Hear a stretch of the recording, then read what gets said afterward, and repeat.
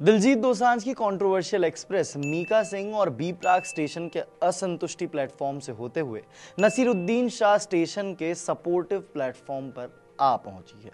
Train में जहां supporter रूपी एसी कंपार्टमेंट दिलजीत को ठंडी ठंडी हवा दे रहे हैं, तो वहीं दूसरी ओर देश प्रेमी सिलेब्स खराब मौसम बन एक्टर की कंट्रोवर्शियल एक्सप्रेस का सफर खत्म होने से रोक रहे हैं। किन किन स्टेशन से ये ट्रेन होकर आगे निकल रही है और अब आखिरकार किस स्टेशन पर आकर रुक चुकी है, चलिए आपको बताते हैं सारा फलसफा इस वीडियो में। तो देखिए, दिलजीत दोसांझ की इस ट्रेन का स्टार्टिंग स्टेशन है सरदारजी 3 स्टेशन।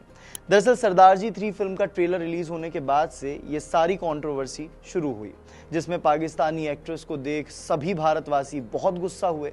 दिलजीत दोसांझ को भी सभी ने जमकर ट्रोल किया। दिलजीत ने इसके बाद फिल्म को प्रमोट करते हुए एक इंटरव्यू में साफ कर दिया कि वो फिल्म के प्रोड्यूसर्स के सपोर्ट में है।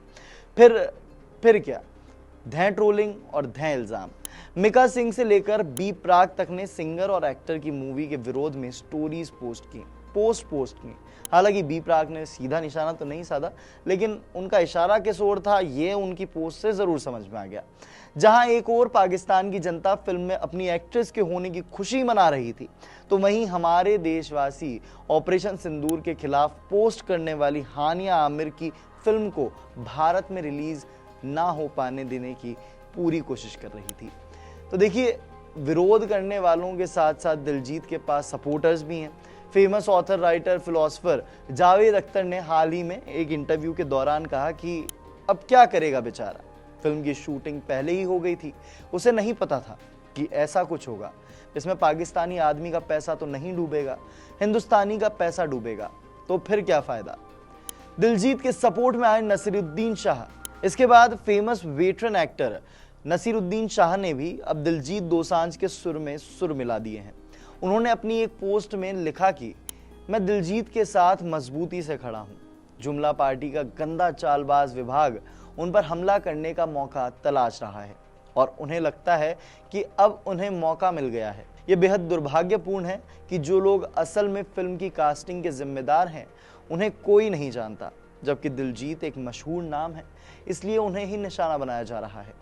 नसीरुद्दीन शाह ने यह भी कहा कि दिलजीत ने फिल्म के लिए हाँ सिर्फ इसलिए कहा क्योंकि उसके मन में किसी भी तरह की नफरत नहीं है। उन्होंने कहा कि हमें भारत और पाकिस्तान के आम लोगों के बीच व्यक्तिगत स्तर पर संवाद बनाए रखने की जरूरत है, न कि उसे खत्म करने की।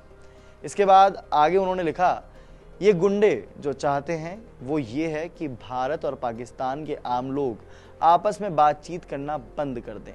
मेरे खुद के पाकिस्तान में कुछ करीबी रिश्तेदार और प्यारे दोस्त हैं। कोई मुझे उनसे मिलने या जब भी मन करे उन्हें अपने प्यार को भेजने से नहीं रोक सकता। अंत में पाकिस्तान चले जाओ कहने वालों से यही कहूंगा, कैलासा चले जाओ।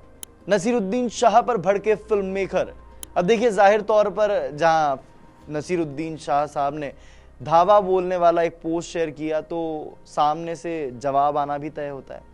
ऐसे में फिल्म मेकर और Indian film and television director association IFTDA के अध्यक्ष अशोक पंडित ने नसीरुद्दीन शाह को जवाब देने का बेड़ा उठाया और ANI से बातचीत में कहा कि दिलजीत दोसांझ मामले में नसीरुद्दीन शाह ने जो कुछ कहा है उससे हम हैरान नहीं हैं। वो हमें जुमला पार्टी बोलते हैं, वो हमें गुंडा कहते हैं।